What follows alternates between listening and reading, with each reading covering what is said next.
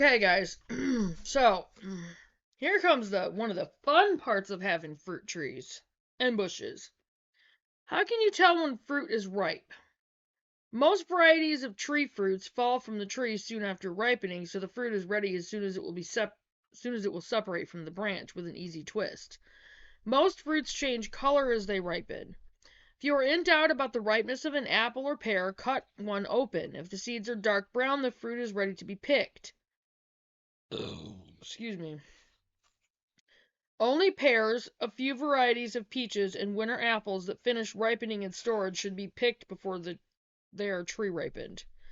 Pick on a dry day, if possible. If the fruit is wet, it may quickly begin to spoil. Put the fruit in a cool place as soon as possible after you pick it, like in your root cellar. One of the reasons why we're definitely going to have one. Ordinary plastic pails are satisfactory for picking cherries and plums. For apricots, peaches, nectarines, pears, and apples, try the bags used by commercial growers. They hang like knapsacks on the front and are easy to use even when you are working from a ladder. You can dump the fruit into baskets without bruising it or removing the bag. Pick each fruit by hand and never club or shake it from the tree. Bend the fruit upward and twist it gently. If it is ripe, the stem will separate easily from the tree and stay on the fruit. Never pull out the stem, for it will leave a hole where rot will develop. The only time you pull out the stem is when you're ready to eat that apple or use it to make something. Old-fashioned. Okay. Should I do another video on this one?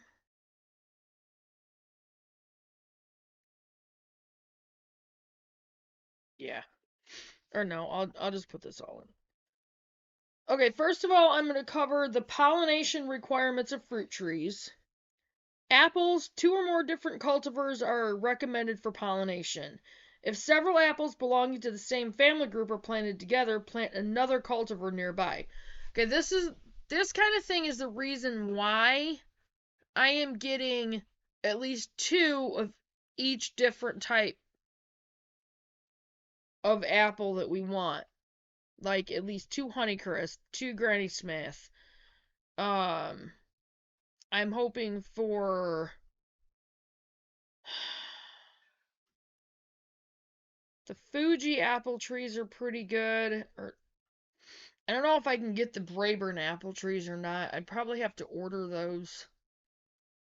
I would love 2 Braeburn apple trees.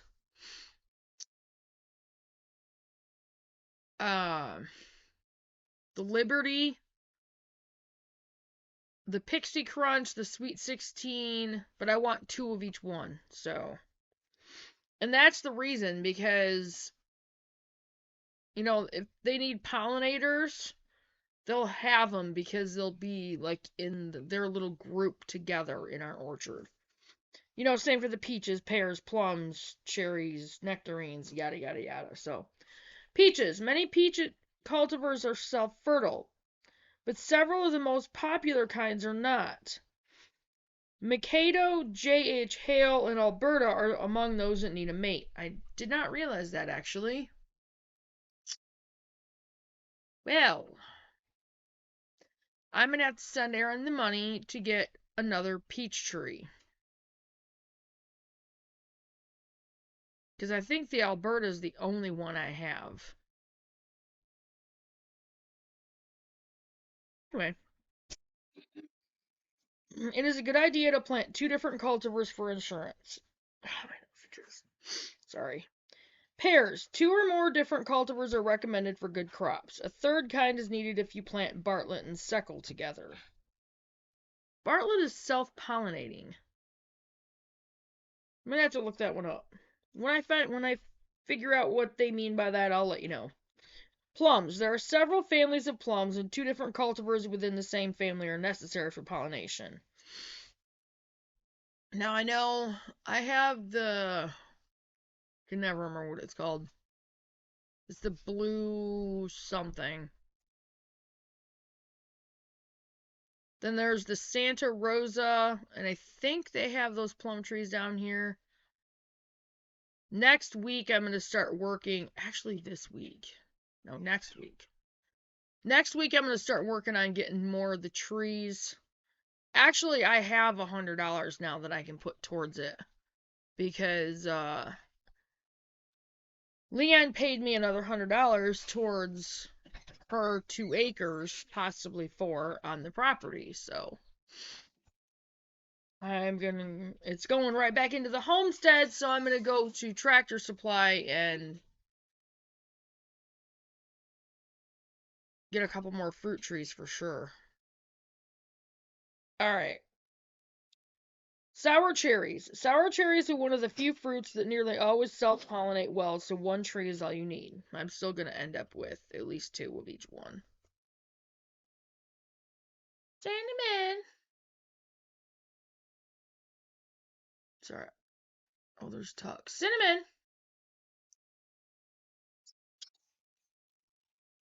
Where'd you go, baby? I don't know where she went. Well, Chloe had the door open, and I don't think she got out. Oh. Sweet cherries. 2 or more different cultivars are necessary. Sour cherries are not good pollinators for sweet cherries because they often bloom at different times. So with the sweet cherries, I'm going to just make sure that I get different types. To Stella cherry, to I think it's the Bing cherries, the Rainier cherries.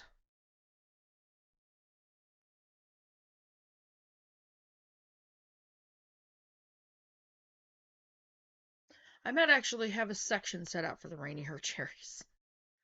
So I'll have to go through and figure out what cherry types there are. But anyway, so that's the pollination requirements. And then I will give you a recipe. Actually, I'm just going to finish this on this video. This will be the end of this little section. Alright, the recipe is old-fashioned peach preserves. This recipe is an all-time favorite, maybe because it is so hard to get real peach flavor in any season but summer. The almond extract accentuates the peach flavor, but it is optional. Hang on, guys.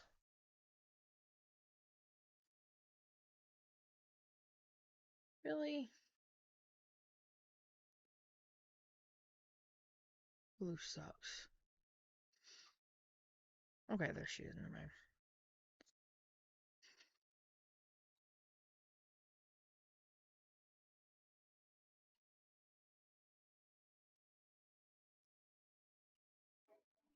I didn't come from a winemaking family. I came from a working class one. You're gonna love. Okay. Alright, so 1/2 teaspoon of ascorbic acid, crystals, powder, or crushed tablets. 1 quart of water. Be sure you do not use tap water. Do not use tap water. Use a good filtered water. If you have a well, I would filter that water now too.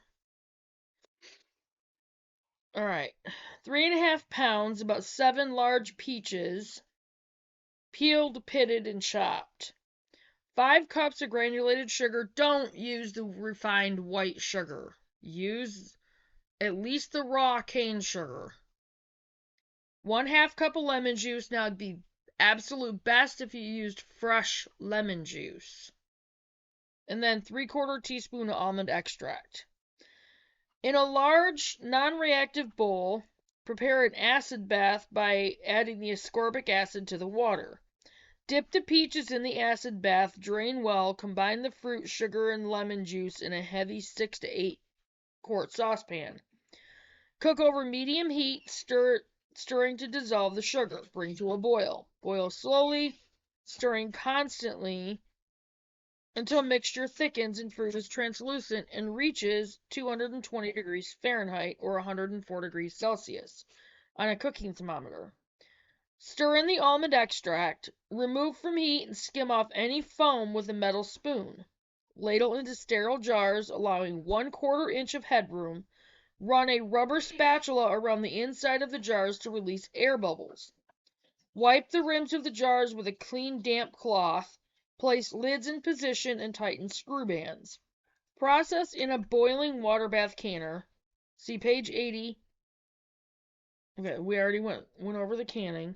For 5 minutes, adjusting for altitude if necessary, and that makes 7 pints. So, there's a little recipe for you. And last but not least, the tricks in the thinning. Here's a little trick used by some home gardeners that could make you the envy of your neighbors. If you want your tree to produce its best fruit and bear big crops every year, simply thin the little fruits. Tux, back off. As soon as possible, or as soon as they reach marble size.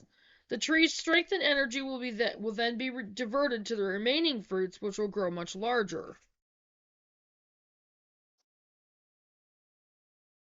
Peaches, apples, pears, and the large fruited plums all benefit from trimming, but don't bother to thin cherries, crab apples, the small canning pears, or small fruited plums. How many should you pluck off? Try leaving only one fruit in a cluster about 6 to 7 inches between each fruit. Painful as it is to throw away perfectly good apples, pears, and peaches, you won't mind doing it when you see how much bigger and better the fruit is, and when you find that you actually have more bushels of usable fruit than you would have picked otherwise. Canning applesauce. Even though it takes time to make applesauce, it yields such a wonderful finished product that you may find it well worth your time. Figure that 21 pounds of apples will yield a canner load of 7 quarts. 7 quarts. That's 14 pints of applesauce. Wash, peel, and quarter apples. Put in a heavy bottom stock pot with 2 inches of water. Cover and cook until soft, stirring occasionally to prevent scorching. Add sweetener to taste. I never add sugar to my applesauce. Begin preheating water in canner and preparing jars and lids. If desired, pass softened apples through a hand crank strainer or food mill. Reheat sauce to boiling. Pack hot applesauce in hot, clean jars, leaving half of an inch of headspace.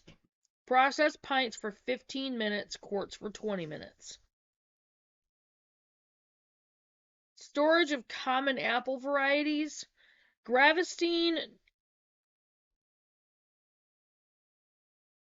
anywhere from 1 to 3 months. Wealthy, 1 to 3 months. Grimes Golden, 2 to 4 months. Jonathan, 2 to 4 months. McIntosh, 2 to 5 months. Cortland, 3 to 5 months. Red Delicious, 3 to 6 months. Rhode Island Greening, 3 to 6 months. Spartan, 4 to 5 months. Northern Spy, 4 to 6 months. Rome Beauty, 4 to 6 months. Stamen, 4 to 5 months.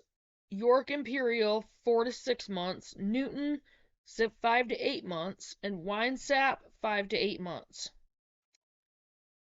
And that was from the Canada Department of Agriculture publication 1532, Storage of Fruits and Vegetables by S.W. Porritt, 1974. Okay.